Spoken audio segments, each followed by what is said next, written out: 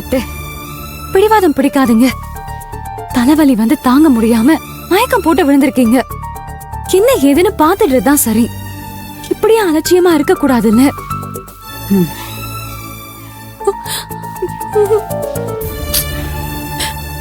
அண்ணி, நீங்க தான் எனக்கு எல்லாமே.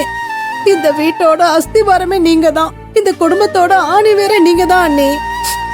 உங்களுக்கு ஒண்ணுனா எங்க எல்லாராலையும் தாங்கிக்க முடியாது. இந்த குடும்பமே ஒண்ணு இல்லாம கலகலத்து போயிடும். நீங்க மயக்க போட்டு விழுந்ததும் நான் ரொம்ப பயந்துட்டேன் தெரியுமா? என் அண்ணன் இல்லாத குறையே தெரியாம நானும் என் பொண்ணும் இந்த வீட்டுல நல்லபடியா இருக்கோம்னா அதுக்கு நீங்க மட்டும்தான் அண்ணி காரணம்.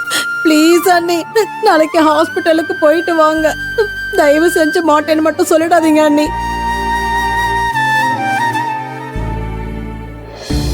ஆமாக்கா, உடம்ப பாத்துக்கிறதும் ரொம்ப முக்கியம் இல்லையாக்கா? போயிட்டு வாங்கக்கா. ஐயோ கடவுளே, உடம்பு முக்கியம்தான் இல்லைங்களே. நீங்க எல்லாரும் பயப்படுற அளவுக்கு எனக்கு ஒண்ணும் ஆகல இல்ல. டாக்டர்னா அப்படிதான் சொல்லுவாங்க. போலாம், ஆனா அதுக்காக எப்படி நாளைக்கே போக முடியும்?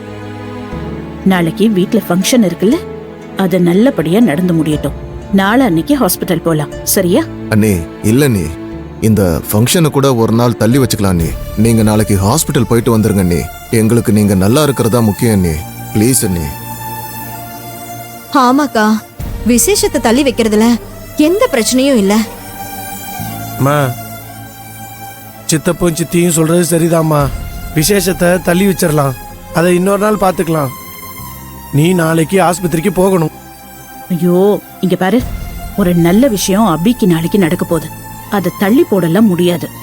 ஹாஸ்பிட்டலுக்கு தான் போலான்னு சொல்லிட்டேல்ல, அது ஒரு நாள் கழிச்சு போறதுனால ஒன்னும் ஆகாது.